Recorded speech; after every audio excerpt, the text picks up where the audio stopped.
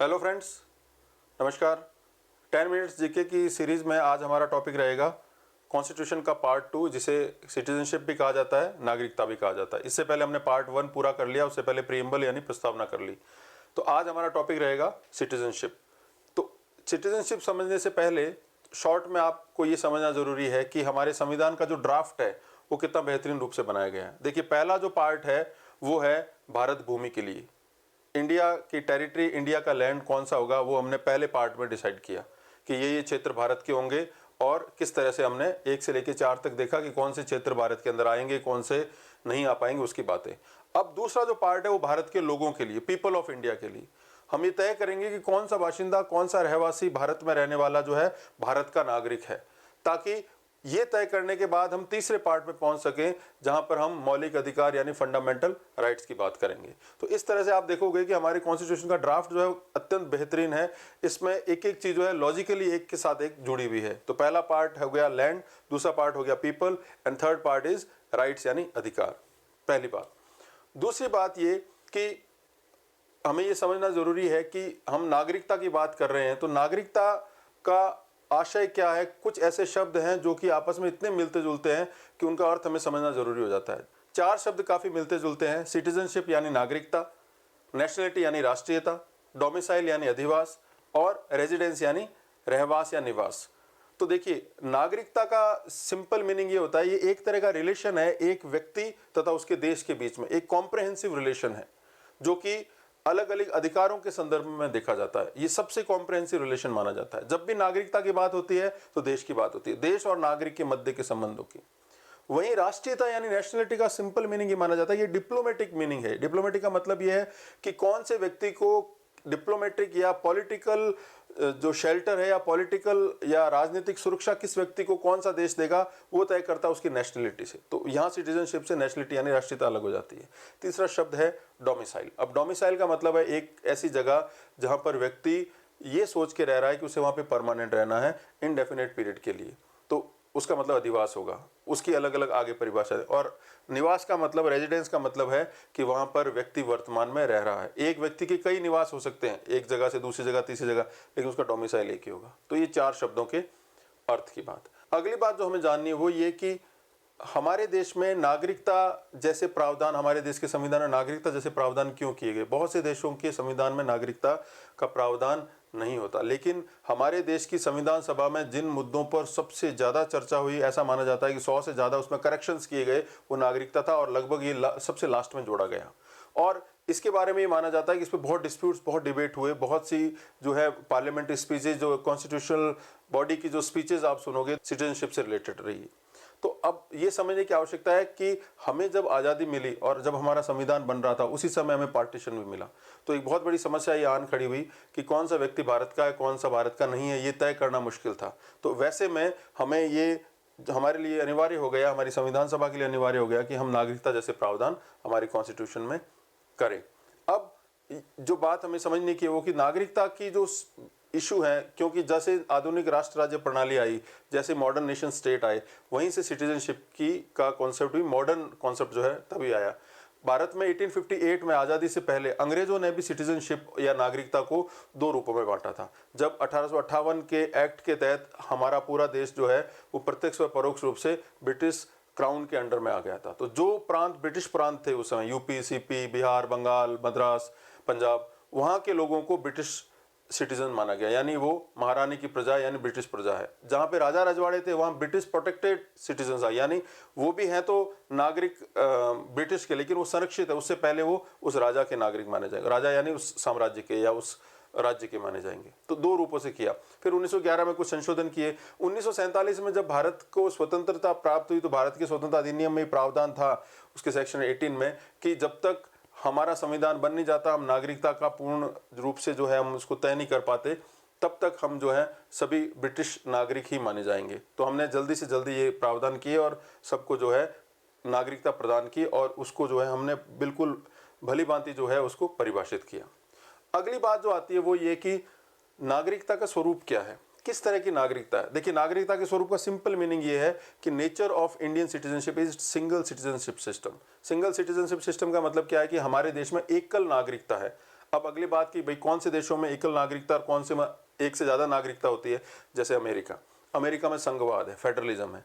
वहाँ पर कोई व्यक्ति वहाँ के राज्य का भी नागरिक होगा, वहाँ की केंद्र सरकार यानी वहाँ का जो संघ है वहाँ का भी नागरिक होगा। यानी अगर कोई व्यक्ति ओहायो प्रांत में रहता है तो ओहायो की नागरिकता भी उसको मिलेगी और फेडरल भी मिलेगी। भारत में ऐसा नहीं होता। भारत में चाहे व्यक्ति पंजाब का है, बंगाल का है, बिहार का है, मद्रास का, कहीं का भी रहने वाला है, उसकी नागरिकता एक ही होगी। एक बात।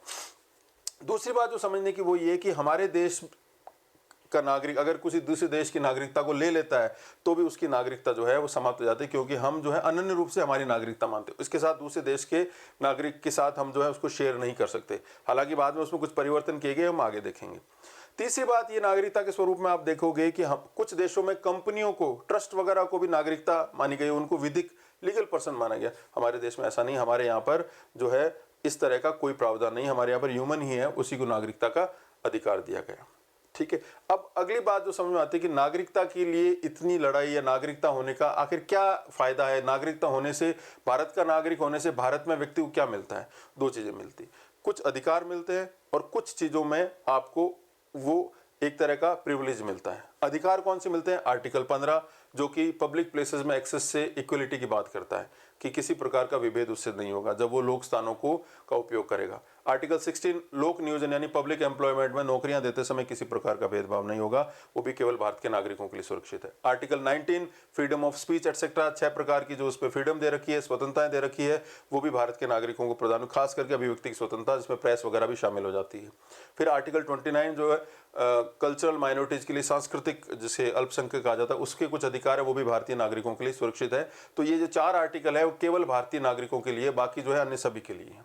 तो ये तो रही नागरिकों की बात। दूसरा, भारत के नागरिक होने के नाते व्यक्ति कुछ विशिष्ट पदों का अधिकारी बन सकता है, उनके लिए कंटेस्ट कर सकता है, उसको विशिष्ट प्रतिष्ठा प्राप्त होती है, प्रिविलेज है यानी विशेष अधिकार है। जैसे राष्ट्रपति बन सकता है केवल भारत का नागरिक, उपराष्ट्रपति, एमपी, एमएलए, महान्यायवादी, ऐसे तमाम जो संवैधानिक पद है वो भी भारतीय नागरिकों के लिए हमने सुरक्षित रखे हुए हैं। वोट देने का अधिकार भी उसमें शामिल है। अब बात करते हैं कि हमारे संविधान का पार्ट 2 जो 5 से लेके 11 आर्टिकल तक है, वो संविधान में नागरिकता के प्रावधान करता है। लेकिन आपको ये समझना चाहिए कि हमारे यहाँ पर संविधान के अंदर नागरिकता का प्रावधान किस तरह से किया गया है।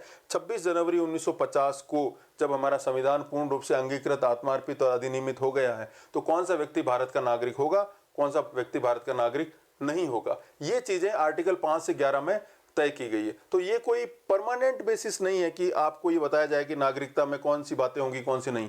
26 जनवरी के बाद में अगर कोई नागरिकता संबंधी प्रश्न उठता है, कोई समस्या आती है, उसके लिए संसद अलग से एक्ट बनाएगी और ऐसा ही एक्ट उन्होंने 1955 में बनाया। आज भी भारत की जितनी भी नागरिकता की बातें हैं वो सारी उसी से तय होती है। तो जो इंपॉर्टेंट बात है वो 1955 का नागरिकता अधिनियम है जो संसद ने पास किया, उसी पर ही क्वेश्चन आते हैं। यूपीएससी ने हालांकि आज तक नागरिकता पर पिछले 10 सालों में कोई प्रश्न नहीं पूछा, लेकिन हम 10 मिनट्स जीके सीरीज में कॉन्स्टिट्यूशन का हर आर्टिकल करेंगे, शॉर्ट में, संक्षेप में, सारगर्भित रूप से समझने का प्रयास करेंगे। कम से कम इतनी बातें हमें याद रखनी जो कि किसी एग्जाम में पूछी जाए। तो ये तो रही बात नागरिकता के प्रावधानों की। अब आर्टिकल 5 क्या कहता है? आर्टिकल 5 ये कहता है कि कौन सा व्यक्ति भारत का नागरिक होगा। ऐसा व्यक्ति जो भारत का डोमिसाइल है, यानी भारत में लंबे समय से रह रहा है और यहाँ पर यह सोच के रह रहा है कि वो परमानेंटली यहाँ पर रहेगा, जिसके लिए 5 साल की जो है का निवास जो है तय किया गया, उसका बर्थ जो है वो भारत में हुआ हो और उसके ग्रैंड पेरेंट्स वगैरह जो हैं वो भी भारत की जो है भारत अविभाजित भारत के नागरिक रहे हों, उसके अभिभावक या उसके ग्रैंड पेरेंट जिसे कहा जाता है। नागरिकता से संबंधित इस अर्थ में देखा जाए तो 2 सिद्धांत माने जाते हैं, एक है कंसेप्ट ऑफ ब्लड, एक है कंसेप्ट ऑफ सॉइल। तो भारत ने पहले तो जो है ब्लड का सिद्धांत माना, फिर सॉइल का माना, अभी जो है मिश्रित सिद्धांत है, पर उतना डिटेल में हमें नहीं जाना है। तो ये आर्टिकल 5 की बात है। आर्टिकल 6 और आर्टिकल 7 विशेष रूप से प्रावधान करते हैं कि कौन सा व्यक्ति पाकिस्तान के संदर्भ में भारत का नागरिक होगा। अनुच्छेद 6 की बात करें, अनुच्छेद 6 का अर्थ है कौन सा व्यक्ति जो पाकिस्तान से भारत आया है वो भारत का नागरिक होगा या नहीं होगा। उसके लिए कुछ शर्तें हैं। पहली शर्त कि उसके ग्रैंड पेरेंट्स अविभाजित भारत के नागरिक होने चाहिए। दूसरा, वो 19 जुलाई 1948 जब परमिट सिस्टम स्टार्ट किया था भारत और पाकिस्तान की सरकारों ने, उससे पहले आया है तो भारत का नागरिक होगा, और उसके बाद आया है तो उसको कम से कम भारत में 6 महीने का निवास बताना पड़ेगा, तभी वो भारत का नागरिक बनेगा और उसको जो है अथॉरिटीज उसको नागरिक मानेंगी। तो ये आर्टिकल 6। आर्टिकल 7, जो व्यक्ति भारत से पाकिस्तान गए और पुनः वापस आए और उन्होंने क्लेम किया, उसके लिए हमने डेट मानी 1 मार्च 1947, तो उनको भी नागरिकता का प्रावधान दिया गया। आर्टिकल 6 और 7 मूल रूप से पाकिस्तान के संदर्भ में लोगों के लिए दिया गया है। आर्टिकल 8, आर्टिकल 8 ये कहता है कि कोई व्यक्ति पाकिस्तान के अलावा कहीं और है और उसके ग्रैंड पेरेंट्स या उसका ब्लड इंडियन है और वो ये क्लेम करता है कि वो भारत का नागरिक बनना चाहता है, तो वहां पर कॉन्सुलेट के लोग जो है उसका रजिस्ट्रेशन करके और उसको भारत का नागरिक बना सकते हैं। ये उन लोगों के लिए है जो कि जिनका ब्लड जो है, जिनके ग्रैंड पेरेंट्स है वो इंडिया के रहे हों, अविभाजित भारत के रहे हों। आर्टिकल 8, अनुच्छेद 9 कहता है कि अगर कोई व्यक्ति किसी अन्य देश की नागरिकता को ग्रहण कर लेता है तो भारत की नागरिकता खुद ब खुद टर्मिनेट हो जाएगी, वो भारत की नागरिकता को खो देगा, क्योंकि भारत में सिंगल सिटीजनशिप सिस्टम है। आर्टिकल 9। आर्टिकल 10 और आर्टिकल 11 संबंधित है पार्लियामेंट से। आर्टिकल 10 ये बोलता है कि किसी भी व्यक्ति की नागरिकता भारत की संसद के अधीन है। संसद कभी भी चाहे, पार्लियामेंट कभी भी चाहे, किसी भी व्यक्ति की नागरिकता को टर्मिनेट कर सकती है, उसकी कुछ कंडीशंस हैं। और आर्टिकल 11 कहती है कि समय समय पर नागरिकता संबंधी प्रावधानों का नियमन, रेगुलेशन पार्लियामेंट करेगी। उसी के अनुसार आर्टिकल 11 के तहत भारत की संसद ने 1955 में भारत नागरिकता अधिनियम पास किया। वर्तमान में इंडियन सिटीजनशिप एक्ट 1955 से ही भारत के नागरिकता संबंधी जितने भी मुद्दे हैं वो जोड़े जाते हैं। तो कॉन्स्टिट्यूशन के प्रोविजन इतने इंपॉर्टेंट नहीं है जितना अधिनियम इंपॉर्टेंट है। संसद के द्वारा बनाया गया अधिनियम जो है संविधान से शक्ति लेता है, लेकिन अभी जो है अधिनियम ज़्यादा इंपॉर्टेंट है। अधिनियम की चर्चा करेंगे हम अगले पार्ट में, लेकिन आपको केवल ये समझना है कि अधिनियम ही सबसे इंपॉर्टेंट है सिटीजनशिप के लिए। 2 पार्ट में बटा हुआ है। 5 तरह से भारत की नागरिकता को ग्रहण करने की बातें हैं, 3 तरह से भारत की नागरिकता को छोड़ने की बातें। तो उसके अंदर क्या है, उसमें क्या क्या संशोधन हुए, वर्तमान संदर्भ में क्या है, वो आगे देखेंगे। नागरिकता की बातें इतनी ही। शुक्रिया।